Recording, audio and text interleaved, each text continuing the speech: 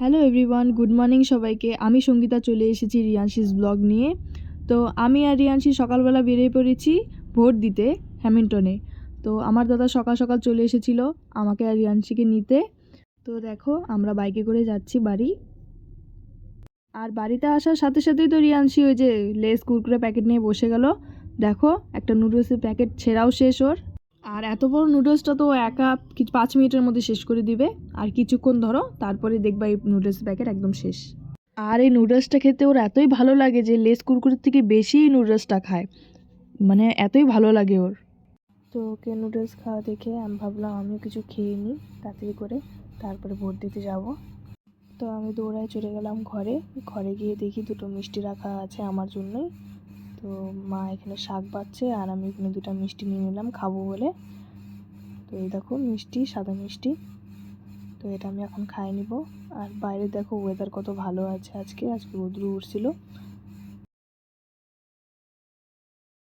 রাশি নুডলস খাওয়া গেলে দেখি কাজ করা শুরু করে দিয়েছে। দেখো এই যে ঘর ঝাড়ু দেওয়া শুরু করে দিয়েছে রাশি।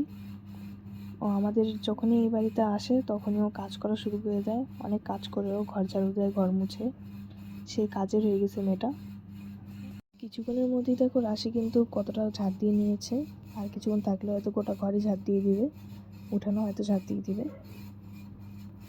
আর ঝাড় দিতে দিতে দেখো নিজের হাগিসটা পাইছে এখন নিচে। তো ওইটাকে এখন ঝাড় দিয়ে পারলে ফালাই দিবে। ওই যে দেখো হাগিসটা ফালানোর জন্য করতেছে ঝাড়ুর সামনে নিচে, যাতে ফালাই দিতে পারে। তো রাশির কাজকর্ম শেষ হওয়ার পর রাশিকে নিয়ে চলে যাব হচ্ছে ভোট দিতে। কারণ এখন যদি দেরি করি তাহলে ভোট দিতে অনেক দেরি হয়ে যাবে। তো ভাবলাম ওকে নিয়ে বেরোয় যাই তাড়াতাড়ি করে। তো এই যে এখন রাশিকে নিয়ে চলে যাবো হচ্ছে ভোট দিতে।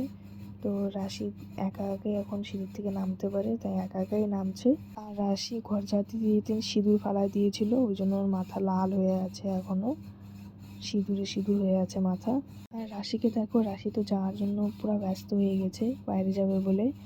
আর রাশির জলের বোতলটা আমি সাথে করে নিয়ে নিলাম, কারণ হচ্ছে যদি জল পিপাসা পায় তাহলে খেতে পারবে। এখানে আমি রাশিকে বলছি দাঁড়া একটু, দিদনের জন্য দাঁড়া, কিন্তু রাশি মা মা করে দিদনকে ডাকছে, তাও দাঁড়াচ্ছে না, যা বেড়ে যাচ্ছে একা একাই। তো আমি মা আর ছোটো কাকু মিলে বেরিয়ে গেলাম ভোট দেওয়ার জন্য। ভোটের ওখানে যাওয়ার পরে তো দেখি কত ভিড়, কত লম্বা লাইন। ছেলেদের ওখানে তো অত লাইন ছিল না, কিন্তু মেয়েদের ওখানে দেখি প্রচণ্ড লাইন। ভোটের ওখান থেকে আসার পরে আমি ঢুকলাম হচ্ছে আমার এক বান্ধবীর বাড়ি। তো ওখানেই দুজনের সাথে দেখা হয়ে গেল, দুই বান্ধবীর সাথে। আর বান্ধবীর বোন সবাইকে হাই করে দিল। এটা হচ্ছে আমার বান্ধবী, ও হচ্ছে নেহা, আর যে মুখ লুকায় আছে সে হলো তনু, আর ও হচ্ছে উমা। ও সবার আগে আমার মেয়েকে কোলে নেওয়ার চেষ্টা করতেছিল, কিন্তু পারেনি, তাই ফুল দিয়ে পটানোর চেষ্টা করতেছে যাতে ওর কোলে আসে। আমার ছোটো কাকু আসছিল নিতে, কিন্তু এখানে নেহা বলছে যে তুই পরে যাবি, কাকুকে বল, কারণ কি অনেকদিন পরে দেখা হয়েছিল আমাদের, তাই।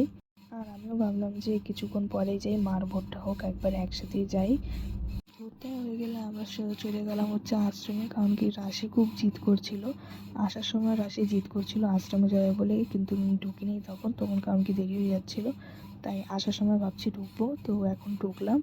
তো আশ্রমে আমি অনেক দিন পরে এসেছিলাম, আর নতুন করে দেখি শিব মন্দির তৈরি করেছে। তো এটা দেখলাম, খুব ভালো লাগলো দেখতে। তো আশ্রমে ওই গান হচ্ছিল, আমরা গান শুনলাম কিছুক্ষণ বসে। আর রাশি দেখো, রাশি এখানে কেউ বদমাশি শুরু করে দিয়েছে। আর দেখো রাধা গোবিন্দকে কত সুন্দর করে সাজাইছে এখানে, কত ভালো লাগতেছে দেখতে। সব থেকে লাইটিং করা ছিল, আর হচ্ছে রাধা গোবিন্দকে খুব সুন্দর করে সাজায় রাখছিল। আশ্রমে কিছুক্ষণ কাটালাম, ভালোই লাগলো আশ্রমে থাকতে। আশ্রমে গেলে পরে মনটা কি সুন্দর শান্ত হয়ে যায়, তাই ভালো লাগছিল বসে থাকতে। কিন্তু রাশি খুব চালাচ্ছিল, তাই বাড়ি আসতে হলো। তারপর আমরা আশ্রম থেকে চলে আসলাম। আর আশ্রম থেকে আসার পর আমি রাশিকে টিভিতে গান চালাই দিয়েছিলাম, ও চুপচাপ বসে বসে গান শুনছিল।